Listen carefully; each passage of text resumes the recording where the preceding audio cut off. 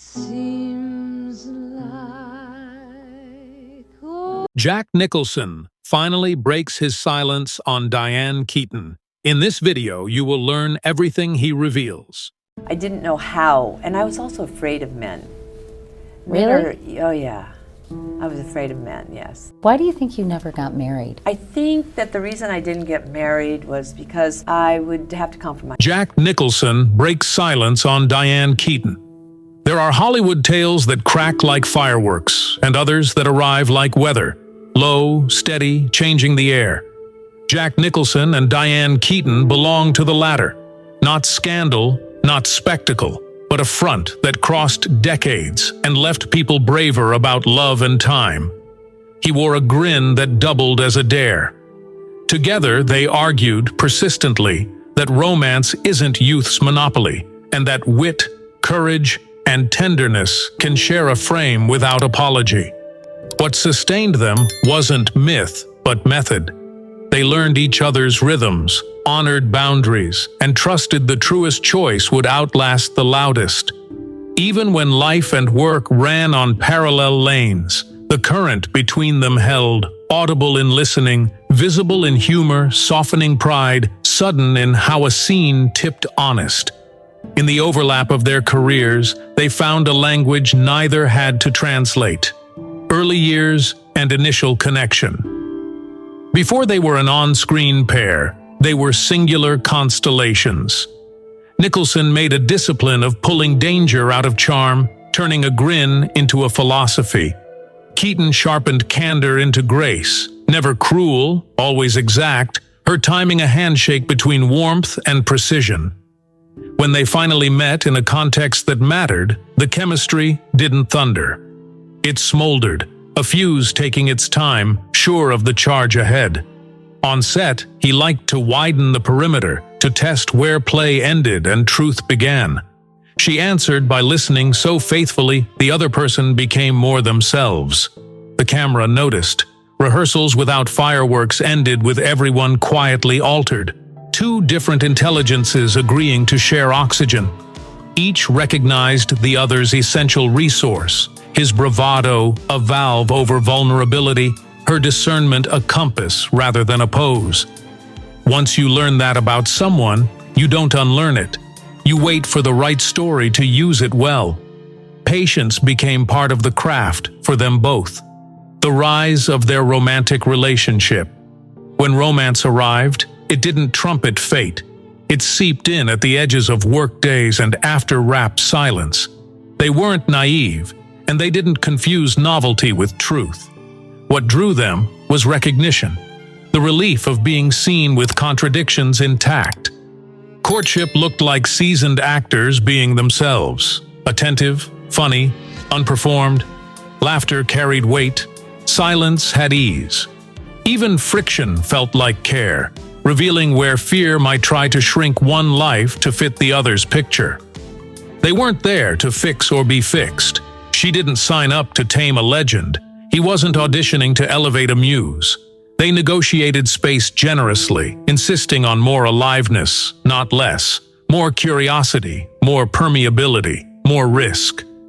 For a while, the world dimmed to background music, and the work became a private conversation held in public. Friends saw it in small economies.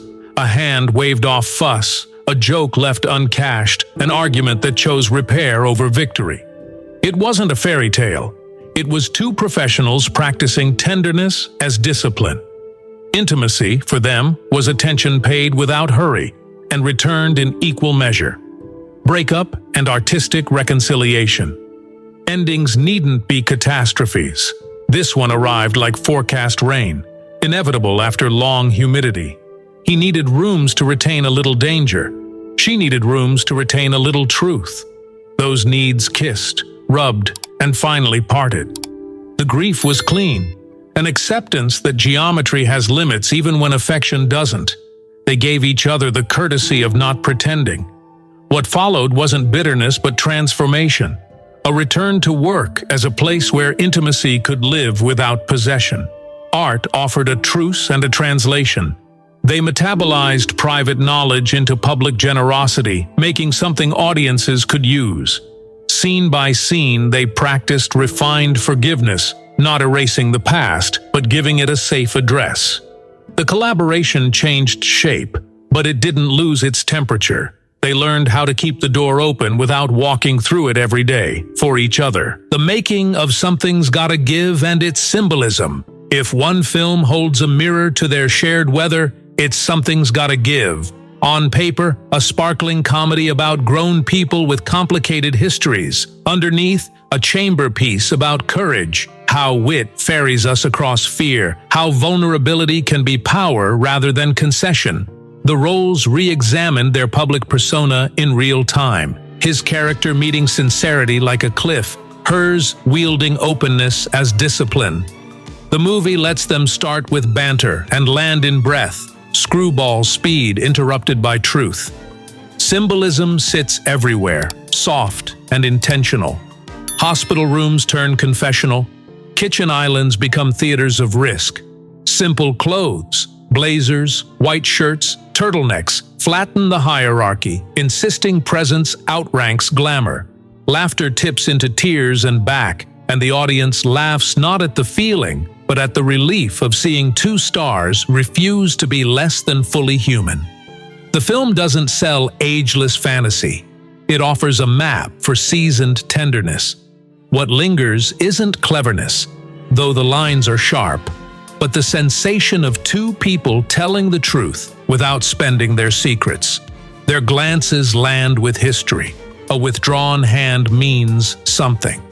An apology earns its exit not with flourishes, but with willingness. It feels like permission disguised as entertainment for grown hearts.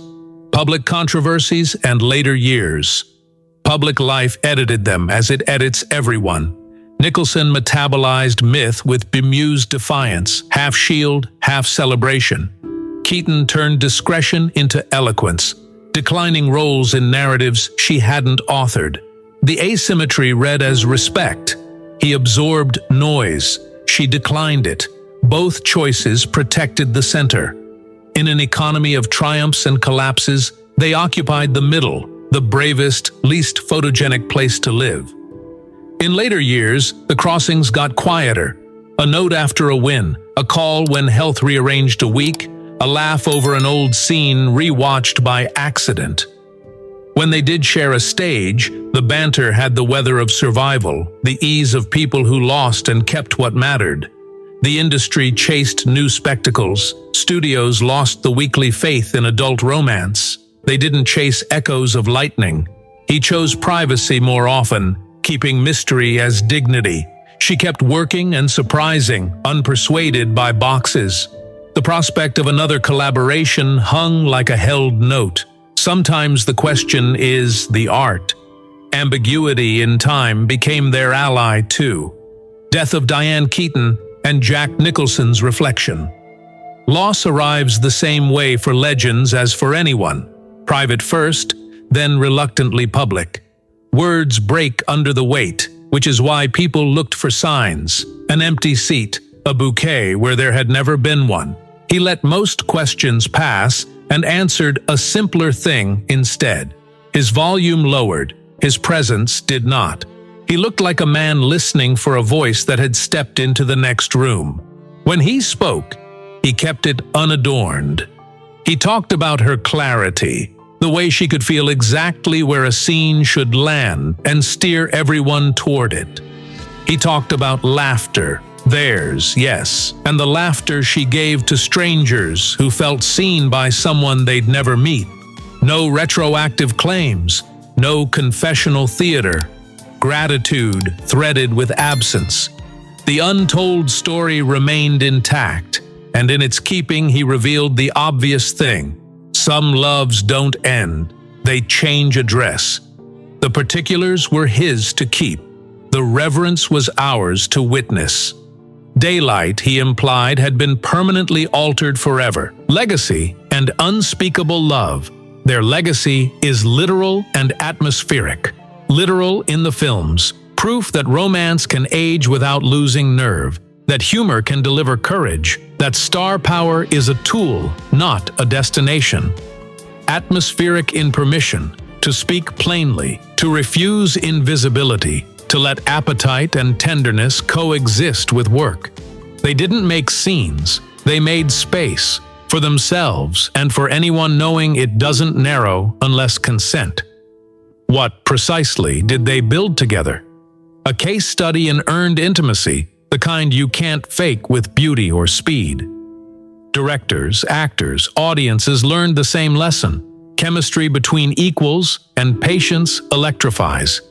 It changes how scenes breathe and how hearts follow when courage leads gently.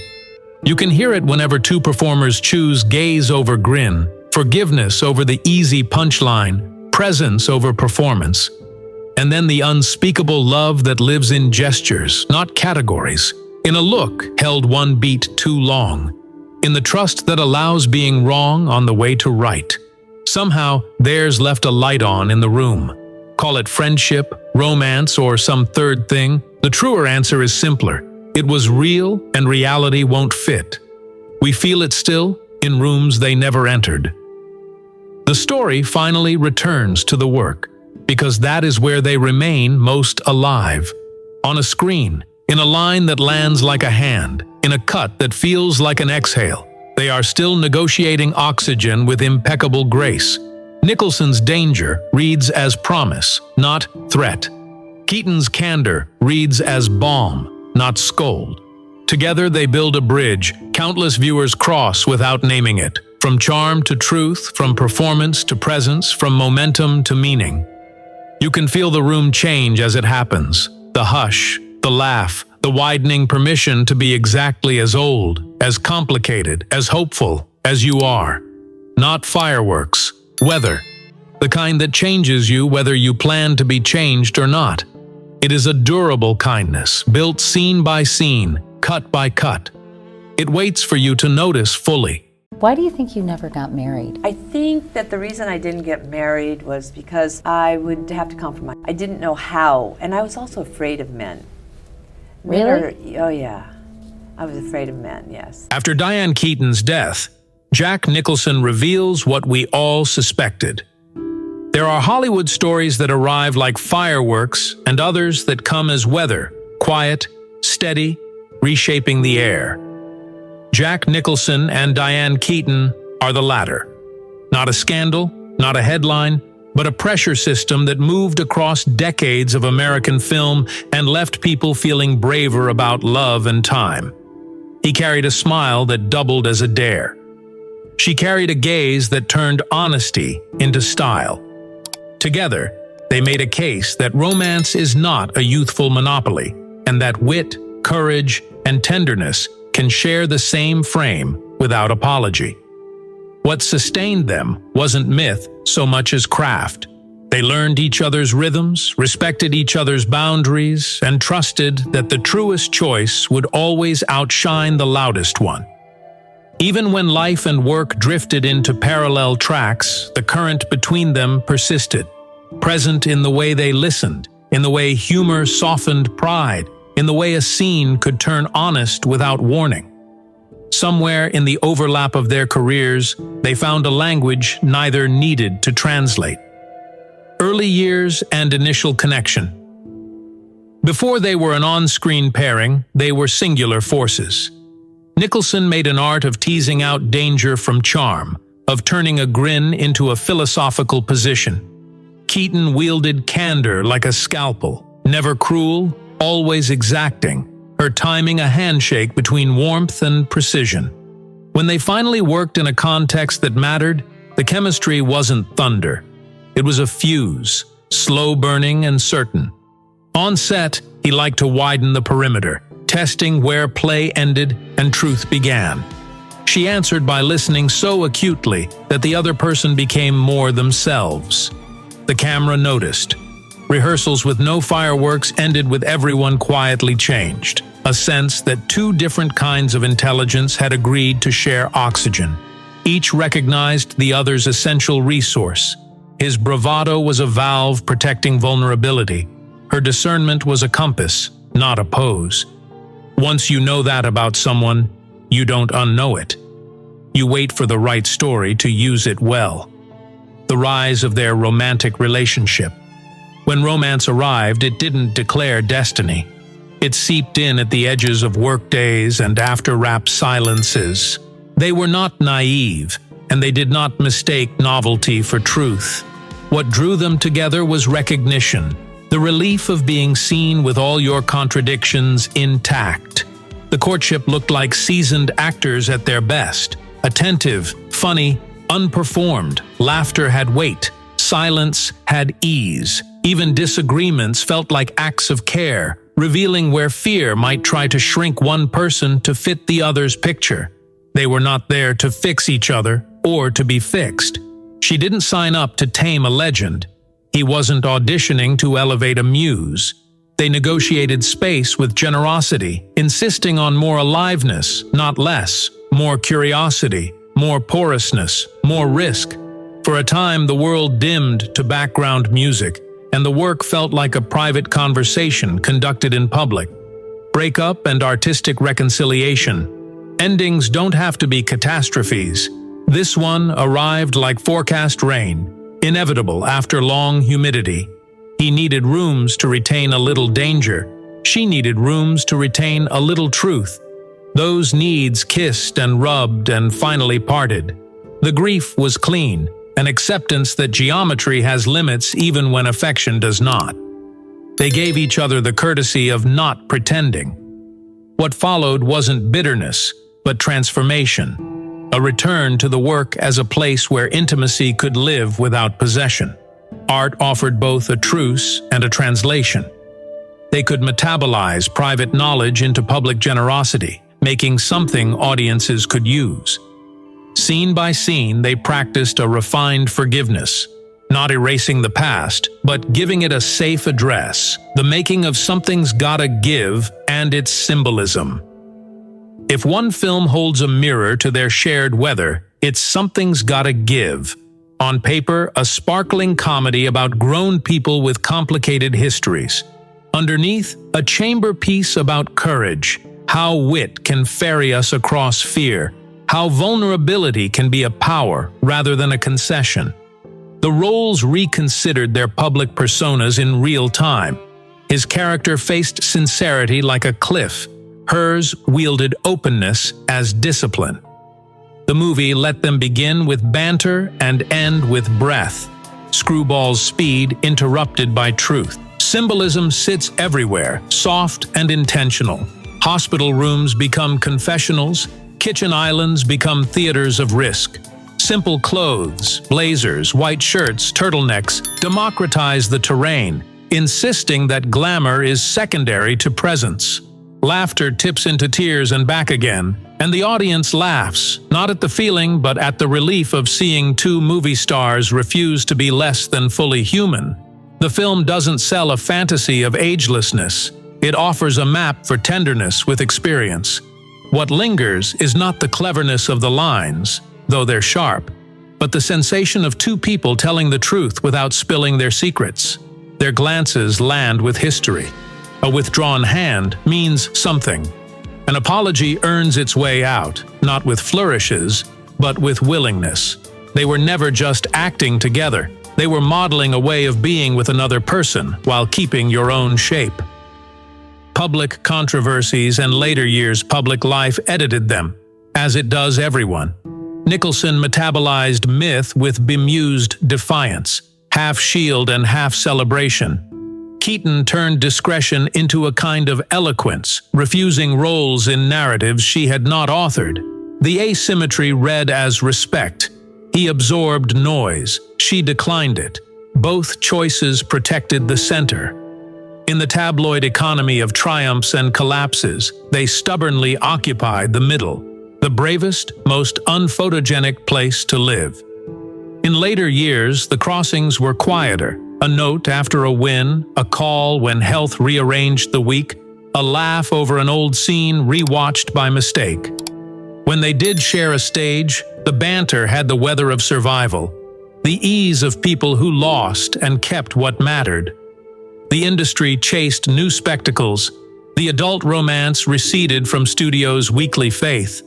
They didn't chase echoes of lightning. He chose privacy more often, preserving mystery as a form of dignity. She kept working and surprising, unpersuaded by boxes. The question of another collaboration hung like a held note. Sometimes a question is the art. Death of Diane Keaton and Jack Nicholson's reflection loss arrives the same way for legends as for anyone else. Private first, then reluctantly public. Words break under the weight, which is why people looked for signs. An empty seat. A bouquet where there had never been one. He let questions pass and answered a simpler thing instead. His volume lowered, his presence did not. He looked like a man listening for a voice that had stepped into the next room. When he spoke, he kept it unadorned. He talked about her clarity, how she could sense exactly where a scene should land and steer everyone toward it. He talked about laughter, theirs, yes, and the laughter she gave to strangers who felt seen by someone they would never meet. No retroactive claims, no confessional theater. Gratitude threaded with absence. There was a story he didn't tell and, in not telling, told anyway. Some loves don't end, they change address. The particulars were his to keep. What he let the world see was the reverence of one artist for another, the ache of a friend who knew daylight had been permanently altered. Legacy and unspeakable love. Their legacy is literal and atmospheric. Literal in the films, evidence that romance can age without losing nerve, that humor can deliver courage, that star power is a tool, not a destination. Atmospheric in permission granted, to tell the truth without exhibition, to refuse invisibility, to let appetite and tenderness coexist with work that matters. They didn't just make scenes, they made space. For themselves and for audiences who needed the reminder that life doesn't narrow unless we let it. What precisely did they build together? A case study in earned intimacy, the kind you can't fake with beauty or speed. Directors learned that the most watchable thing is chemistry between equals. Actors learned that restraint, listening, and shared timing can electrify a room. Audiences learned that they were not late to their own lives. The echo of Nicholson and Keaton can be heard whenever two performers choose gaze over grin, forgiveness over the easy punchline, presence over performance. And then there's the part that resists labels, the unspeakable love that lives in gestures rather than categories, in a look held one beat too long, in a joke that is really a mercy, in the trust that lets a person be wrong on the way to being right. Some relationships end at the edge of a role. Theirs left a light on in the room. People will argue the box, friendship, romance, some third thing. The truer answer is simpler. It was real, and reality won't fit. They showed how to admire without owning, how to need without shrinking, how to part without diminishing the gift. The story finally returns to the work, because that is where they remain most alive. On a screen, in a line that lands like a hand, in a cut that feels like an exhale, they are still negotiating oxygen with impeccable grace. Nicholson's danger reads as a promise, not a threat. Keaton's candor reads as a balm, not a scold. Together, they built a bridge millions have crossed without naming it. From charm to truth, from performance to presence. Not fireworks, weather. The kind that changes you whether you planned to be changed or not. Coda. If you need a symbol, take a door that closes gently and stays unlocked. A porch light that says, if you ever need to talk, you know where I am. Not longing, not denial, the generous middle where respect lives. And if you want a final image, let it be this. Two people on a set before a take, the crew settling, the room breathing. Action. He looks at her like she's the point. She looks at him like he's finally listening. They make the scene happen together. Then they do it again, until it's right. That, already, is a kind of love story. Seems like old times, dinner dates and flowers. Look at you. Seems like old time. I didn't know how, and I was also afraid of men. Really? Oh yeah, I was afraid of men, yes. Before death, Diane Keaton breaks silence. Why she never got married. Recently, Hollywood and the world were stunned to learn that Diane Keaton, the legendary actress and singular spirit, passed away on October 11, 2025, at the age of 79. In the shadow of that loss, the question she often approached with wit and candor resounds louder than ever. Why did Diane Keaton, adored by audiences, admired by peers, and pursued by some of the most famous men of her era, choose never to marry? Before her passing, Diane spoke with disarming honesty about independence. She didn't need a wedding ring to captivate the world.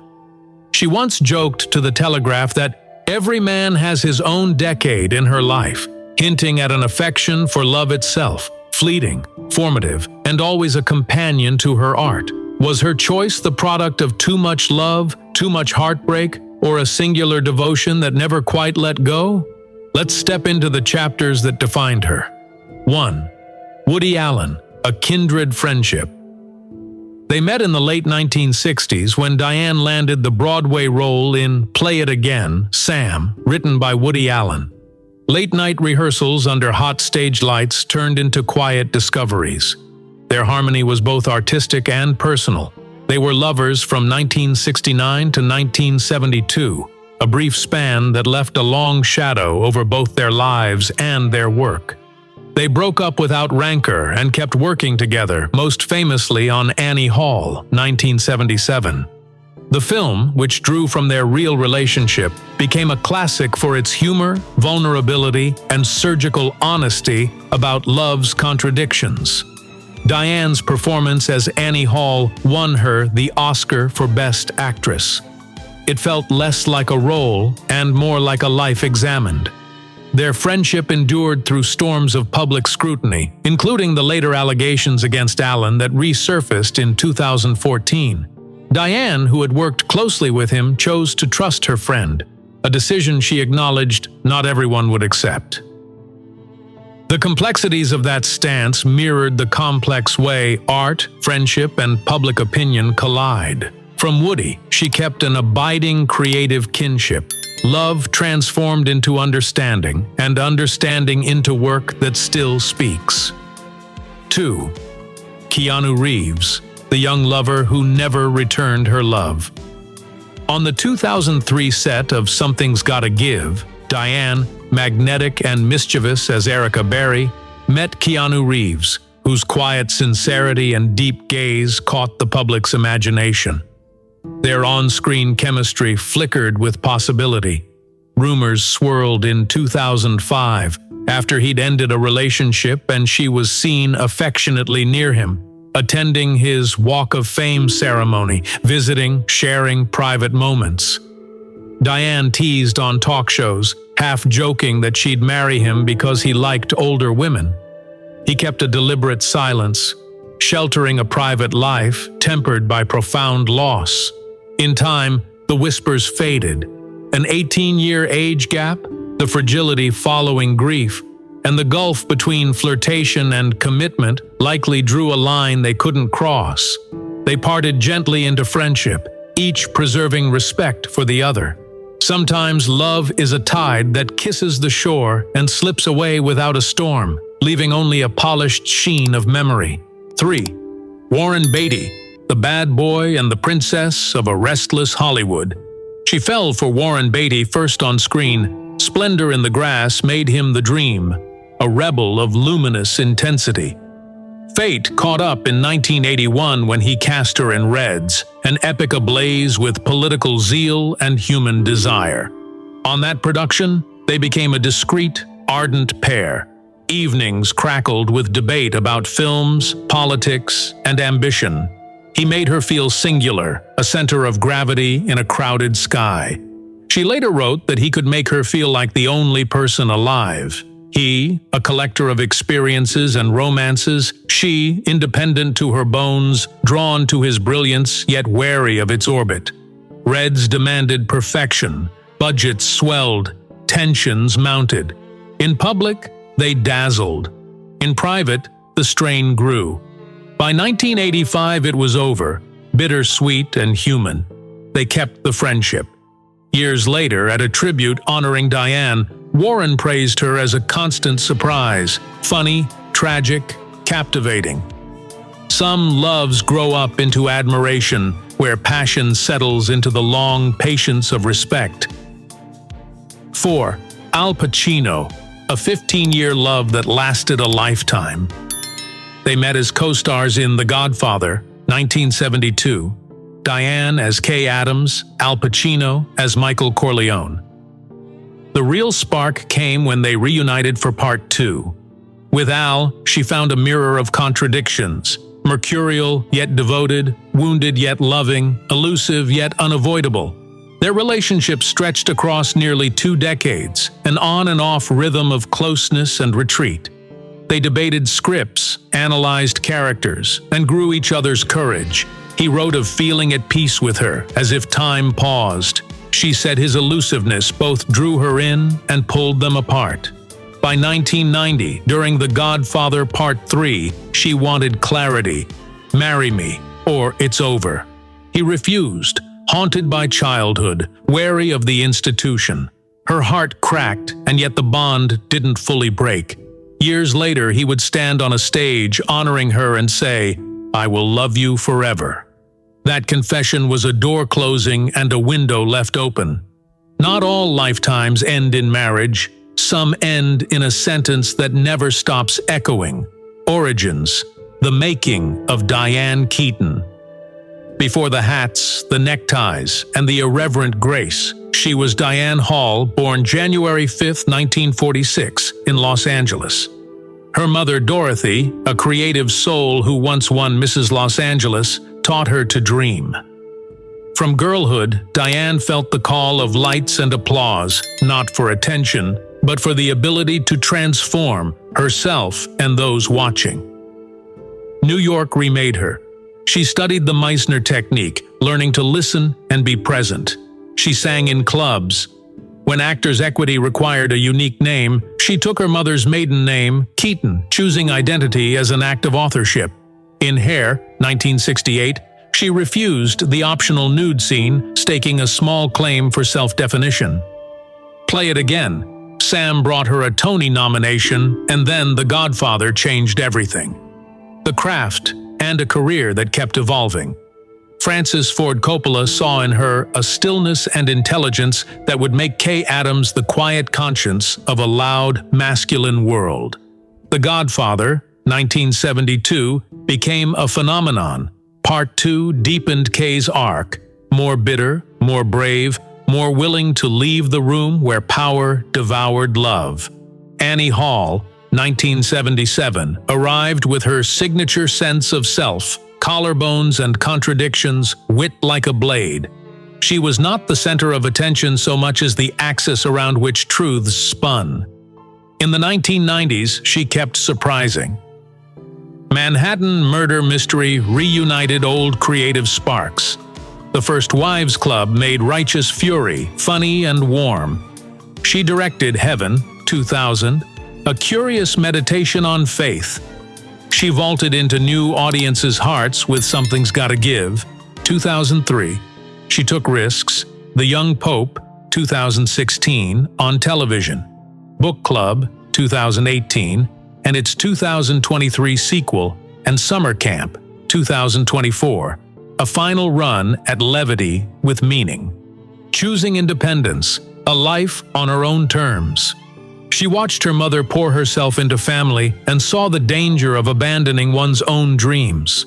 That observation did not sour her on love, it clarified her boundaries. So while romances gleamed and headlines swooned, Diane built a life that answered only to her internal metronome. Acting, directing, collecting, designing, writing, mothering. She adopted 2 children, Dexter in 1995 and Duke in 2001, and made a home that was museum and workshop, shrine and sanctuary. On a shelf, a photograph of Al Pacino stayed in view, a keepsake without a claim. She'd sit by a window, tea in hand, and let memory speak softly. The heart does not forget. It learns its own quiet grammar. In later interviews, she admitted she hadn't dated in decades. To some, that sounded lonely. To her, it was simply true. A spacious life filled with work, children, art, friends, and no apology. Private battles, the cost of control, and the price of perfection. Beneath the hats and humor, she waged a long war with an eating disorder, a compulsion that was both solace and punishment. The industry's demands to be smaller lit a fuse that burned for years. She hid it in plain sight, doing the work, delivering the lines, letting the camera find her angles while her inner life roiled. She later spoke plainly. Bodies and selves don't become easier with age. They become urgent. The fight was not just against appetite, but against the fear of disappearing into someone else's idea of who she should be. Final chapter: loss, legacy, and the light she left behind. In her last year, she worked when she could, recorded First Christmas in 2024, kept moving with the stubborn grace of someone who knew time was a gift. Health declined, and the cause of death remained private. She had survived skin cancer, wrestled with disordered eating, and kept returning to sets and stages because that's where her life lived.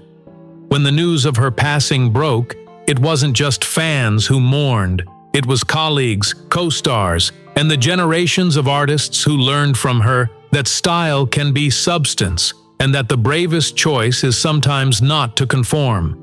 Her legacy is a constellation. Annie Hall, The Godfather films, Father of the Bride, The First Wives Club, awards and accolades. Yes, but more importantly, a way of being. She gave us permission to be individual, to find humor amid solemnity, to risk a hat in a room of bare heads. 2 children, countless collaborators, and an audience that felt personally seen. If love did not end in marriage for her, it did not fail. It wove itself into every character she played and every boundary she drew. And that lingering question, why didn't Diane Keaton marry, may be the wrong one. The better question is, what do we call a life that chose art, friendship, motherhood, and autonomy, and still loved deeply across decades? She called it living, and she did it her way. Have you ever wondered whether choosing solitude can be an act of devotion to art, to children, to self, rather than a retreat from love? After everything she lived and gave, Diane Keaton leaves us with an answer written in choices, not vows. Share your thoughts below. If this story resonated and you want more thoughtfully told lives, consider liking and subscribing so you won't miss what comes next. Seems like old times, dinner dates and flowers. Look at you. Seems like old times. The tragedy of Diane Keaton. She made eccentricity elegant, transformed awkwardness into quiet strength, turned oversized suits and fedoras into fashion statements that would influence generations. Diane Keaton didn't just break Hollywood's mold, she refused to acknowledge it existed in the first place. On October 11, 2025, the world lost an icon. Diane Keaton, the Oscar-winning actress who redefined what it meant to be a woman in Hollywood, passed away at her home in California at the age of 79. She leaves behind a legacy far more complex than her signature laugh and oversized glasses might suggest. But this isn't simply the story of a beloved actress who graced our screens for over 5 decades. This is the story of a woman who battled demons behind the scenes, who once consumed 25 bottles of wine a week, who fought bulimia for years in silence, who loved deeply but was never chosen in return, a woman who stood by controversial friends when the world turned away, who adopted children after 50 and never let anyone call her wife. So why did Diane Keaton never marry?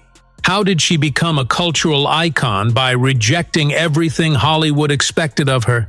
And what can we learn from a woman who spent her entire life choosing herself, even when it meant standing alone? This is the story of Diane Keaton, not just the actress, but the woman who showed us that authenticity is the ultimate rebellion. The making of an original. She was born Diane Hall on January 5, 1946 in Los Angeles, California. The eldest of 4 children, she grew up in a conservative Catholic household where traditional roles seemed carved in stone. Her father, Jack Hall, was a civil engineer and real estate broker, practical, methodical, reliable. Her mother, Dorothy, was a homemaker with artistic dreams that never quite found their stage. Dorothy Hall had once won the title of Mrs. Los Angeles, a contest that judged mothers on their homemaking skills, their ability to bake the perfect chocolate cake, to maintain the spotless home. To young Diane, watching her mother accept that crown was a moment of profound contradiction. Here was a woman capable of so much more, radiant in her brief moment of recognition, yet destined to return to a life of quiet service. That image haunted Diane for years. She saw her mother's unfulfilled potential, the writer and artist buried beneath expectations of what a wife and mother should be. It planted a fear that would shape her entire approach to relationships. The terror of disappearing into someone else's life, of sacrificing her voice to serve another's story. Years later, Diane would say, "I watched my mother give up her dreams, and I promised myself I would never do the same. Even if it meant being alone, finding her voice."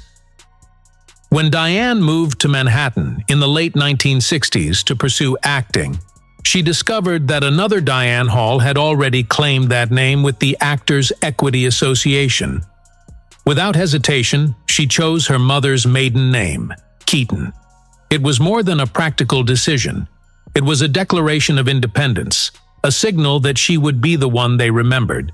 Standing 5 feet 7 inches with expressive brown eyes and an unmistakably offbeat charm, Diane immediately stood out in a sea of conventional beauty. In 1968, she landed her first Broadway role in the revolutionary musical Hair, a production famous for its full-cast nude scene at the end of Act 1. When offered an extra $50 to participate in the nude scene, Diane refused without hesitation. It wasn't about modesty or prudishness, it was about boundaries. She would perform, but she would not conform. That small act of defiance spoke volumes about the woman she was becoming, someone who understood that every compromise was a choice, and she intended to choose carefully. The meeting that changed everything. That same year, destiny introduced her to a neurotic, brilliant writer-director named Woody Allen. Their connection was immediate, intellectual, emotional, and artistically profound. When Allen cast her in his play Play It Again, Sam, some worried about the height difference. She was 2 inches taller than him. But when Diane opened her mouth and delivered her first lines, every concern evaporated. She won a Tony nomination for that performance, but more importantly, she found her artistic soulmate. Their brief romantic relationship would evolve into a creative partnership that spanned decades. Allen understood what others missed. Diane wasn't trying to be a typical star. She was something entirely different, something authentic in a world of artifice, The Godfather and Hollywood recognition. In 1972, Francis Ford Coppola made a casting choice that many considered risky. For the role of Kay Adams in The Godfather, he chose the relatively unknown Broadway actress with the quirky charm. Coppola saw what he needed: vulnerability wrapped in quiet strength, a femininity that didn't beg for attention but commanded respect.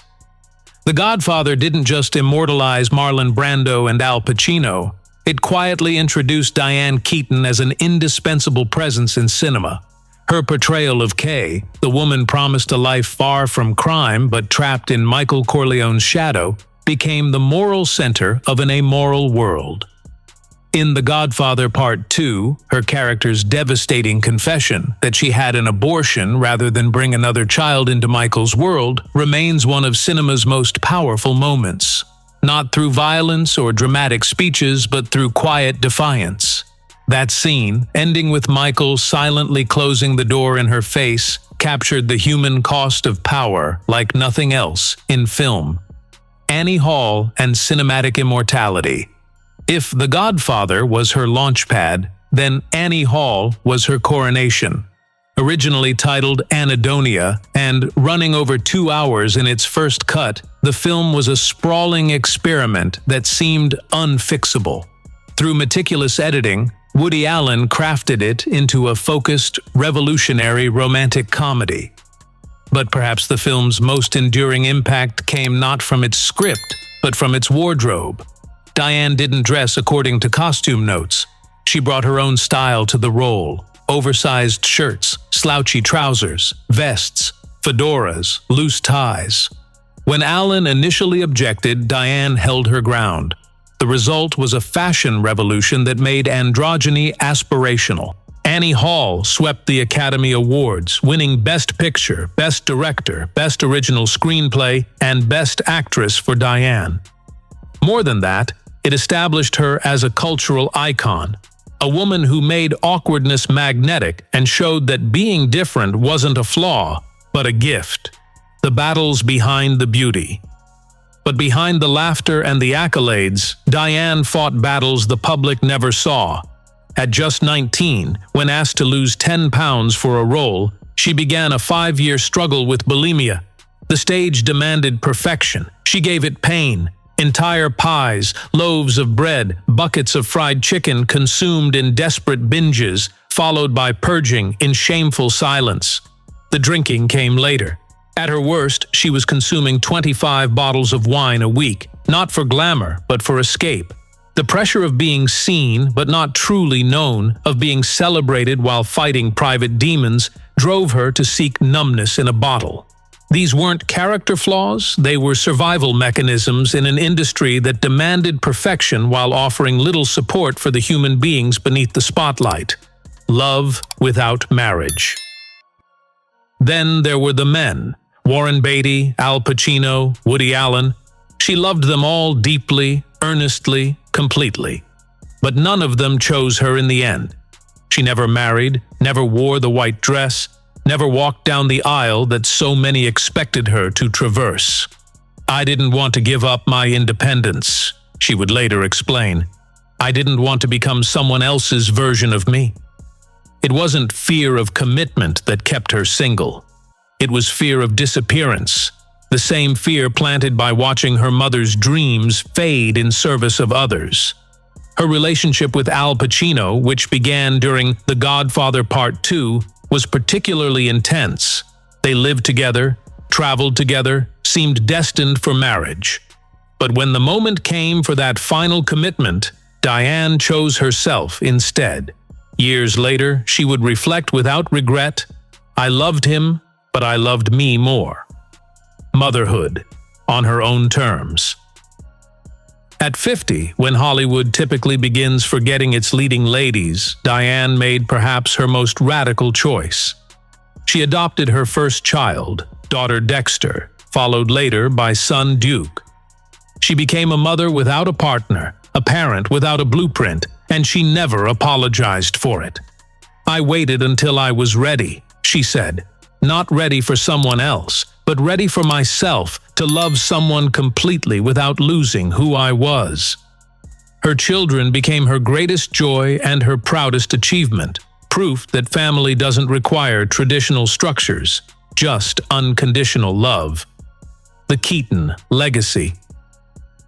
Throughout her career, Diane continued choosing roles that celebrated complex women. Baby Boom, Father of the Bride, Something's Gotta Give.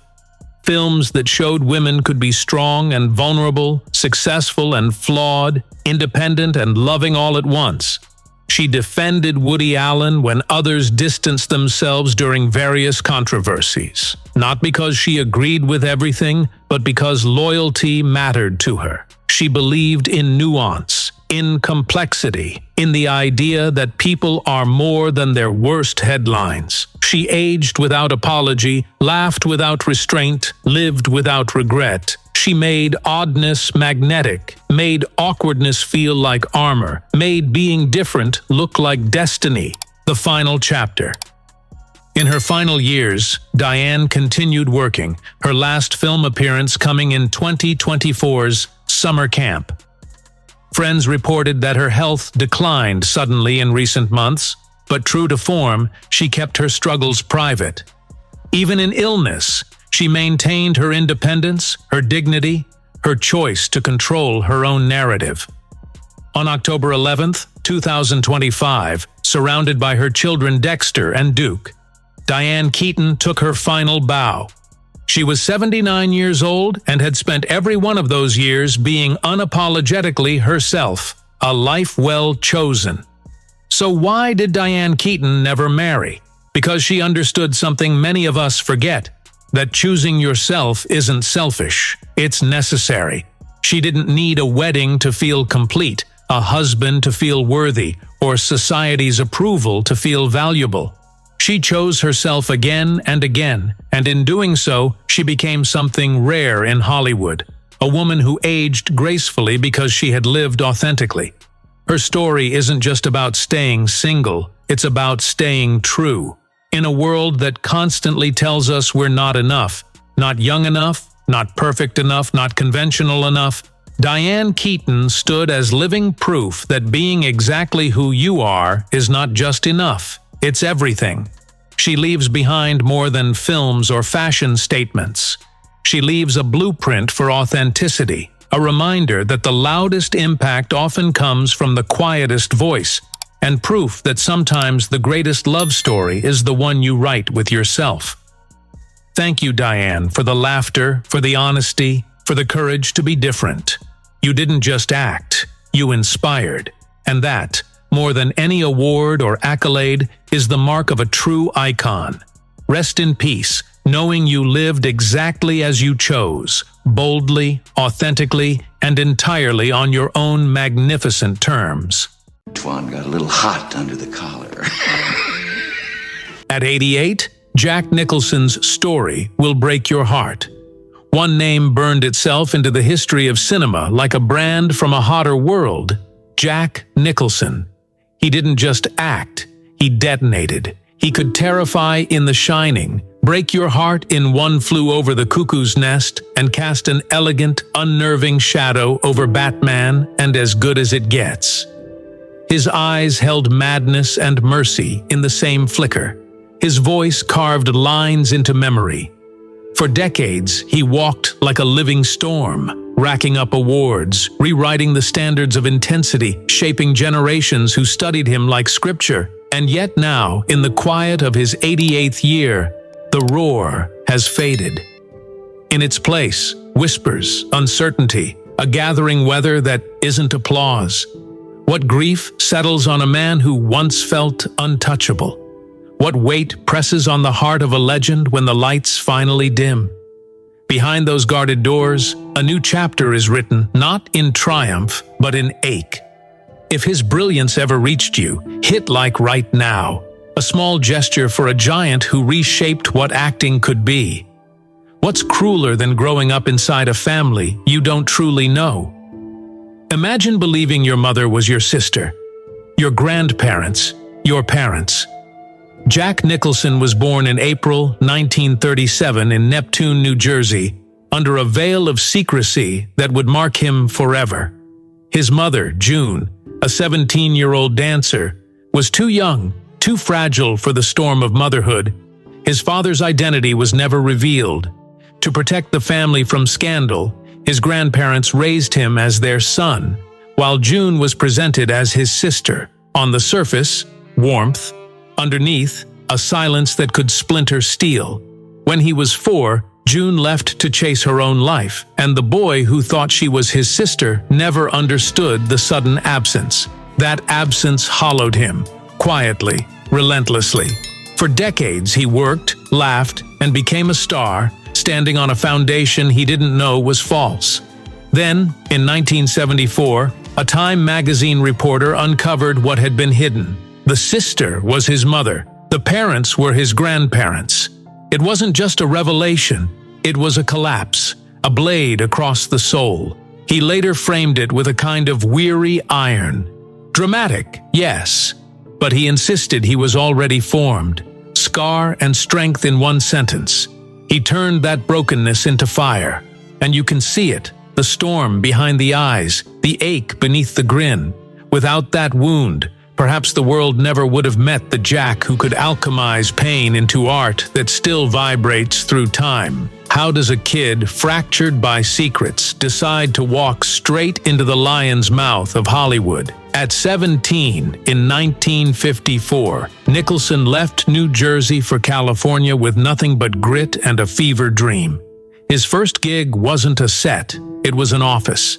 An errand boy at Hanna-Barbera, ferrying scripts, soaking up the rhythm of creation at a distance. He'd joke later that he was made for more than carrying coffee, but it was hunger, not punchlines, that got him through. By 21, in 1958, he landed his first starring role in Cry Baby Killer, a low-budget B-movie barely remembered by anyone but him. For Jack, it was proof that the wall between dream and reality could be kicked in. The years that followed were a grind. He turned to writing, helped script The Trip in 1967, and kept hustling with Roger Corman in Shoestring Productions. Those sets were crucibles. He learned to improvise, to pull intensity out of thin air, to fight with nothing but will. He kept showing up. And then, 1969. Easy Rider hit like a lightning strike. At 32, he flashed across the screen with such feral life that everything changed overnight. Suddenly, the runner became the race. That role wasn't a milestone, it was ignition. The questions that haunted him as a child, who am I? Where do I come from? Turned into a voltage you could feel in every line he delivered. Hollywood had to pay attention. The ascent accelerated. In 1970, at 33, he seared through 5 easy pieces and earned his first Best Actor nomination. In 1973, The Last Detail proved it wasn't a fluke. And then 1975 etched his name into cinema's granite. At 38, as Randall McMurphy in One Flew Over the Cuckoo's Nest, he didn't just win an Oscar, he became a mirror for rebellion. The world saw triumph. He knew it was pain refined into power. In 1980, under Stanley Kubrick's merciless eye, he descended into The Shining. Here's Johnny, an improvised flash that welded itself to pop culture forever. By 1989, his Joker twisted charm into menace with operatic flair, and a $60 million payday shook the industry. At 52, he wasn't just famous, he was elemental. Still, he had one more summit. In 1997, at 60, he gave a delicate human performance in As Good as It Gets and took home a 3rd Oscar. 12 nominations, 3 wins. A record that belongs to a rare air only a handful will ever breathe. Yet beneath the laughter of acceptance speeches, friends noted the quiet. Success can be golden. It can also be cold. If his career was a ladder toward immortality, his private life was a staircase that kept giving way. He married Sandra Knight in 1962, the only marriage he'd ever enter. In 1963, their daughter Jennifer was born, and for an instant it looked like he'd outrun the shadows that trailed him from childhood. He later admitted he thought he'd broken the chain. But the same voltage that made him unstoppable on screen made him hard to hold at home. In 1968, the marriage dissolved, quietly, without spectacle. A young family ended before it could take root. He rarely spoke of it, but the regret crept through the cracks he usually sealed with charm. In 1970, while 5 Easy Pieces lifted him further into legend, life complicated itself.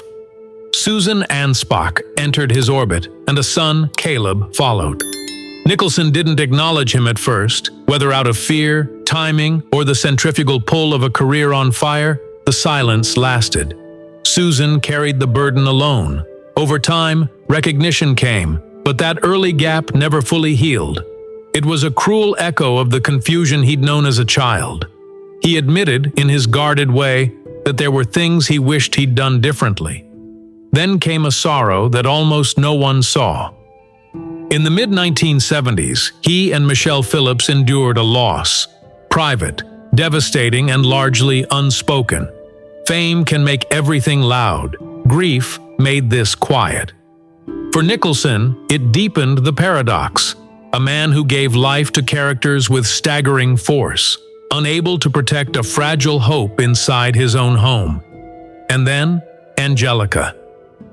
From 1973 to 1990, Angelica Houston was not just a partner. She was his equal. Elegant, flinty, impossible to forget.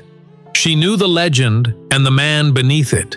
Their love burned bright and bruised. He could be tender one minute, destructive the next. For nearly 17 years, she stayed through the storms, until a final fracture. In 1990, Nicholson fathered a child with Rebecca Broussard. The silence that followed was heavier than any fight. He later confessed he'd lost the best woman of his life. That wasn't a line. It was the wound speaking. With Rebecca came a second chance that almost held. In 1990, their daughter Lorraine was born. In 1992, their son Ray. He took pride in them, boasting that they were the best production of his life, and meant it. But history, like a tide, returned. By the mid-1990s, that relationship too was over. No scandal, just a soft ending and another quiet house. The late 1990s and 2000s were dotted with flashes. Kate Moss, Lara Flynn Boyle, Paz de la Huerta, stories that flared and faded quickly. Outsiders called it roguish. Up close, it looked like impermanence. Across a lifetime, he fathered 6 children with 5 women. It speaks to vitality, but also fragmentation. He admitted that choices have costs. He knew the tab he carried. The retreat came slowly. By the early 2000s, he was stepping back. In 2013, he seemed to vanish from the screen entirely. In 2017, word slipped out that he'd retired, quietly, without a final bow.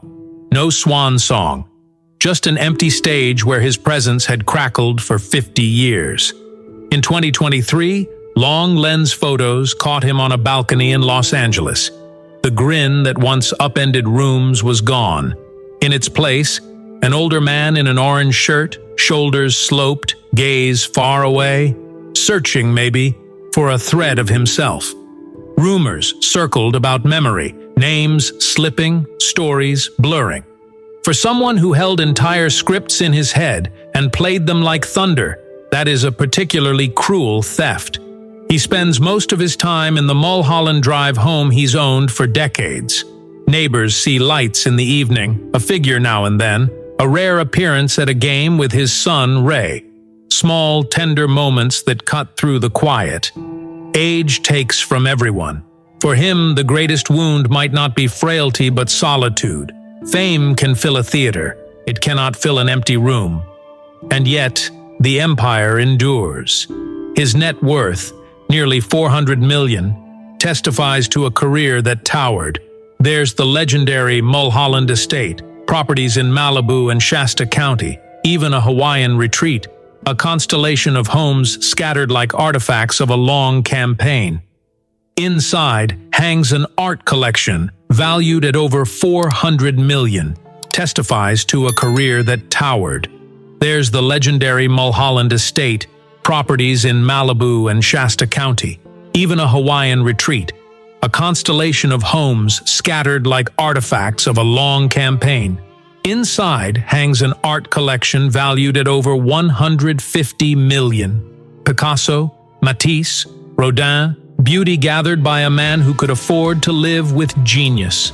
In the garage, a Mercedes-Benz 600, a Bentley Mulsanne, a Range Rover, emblems of taste and power. He also left quieter fingerprints, shaping lines and moments in films like The Departed. And behind the spotlight, he gave supporting AIDS research, diabetes initiatives, the LAPD, and the Casey Lee Ball Foundation for Children. He wasn't just a storm, he was a seeker of beauty and a patron of causes that outlast applause. So how do you measure a life like this? Not by pretending it's tidy. Jack Nicholson's story is triumph and tragedy braided together. He climbed to Hollywood's summit and stood there long enough to watch the landscape change around him. He shattered expectations and remade the language of performance. He also struggled at love, at permanence, at the simple, ordinary peace so many people take for granted. The lesson isn't that brilliance protects you. It doesn't. The lesson is that even the brightest lights cast the darkest shadows, and inside those shadows, there's a person. Storms don't last forever. They break, they pass, they become memory. But memory, ours, keeps what matters.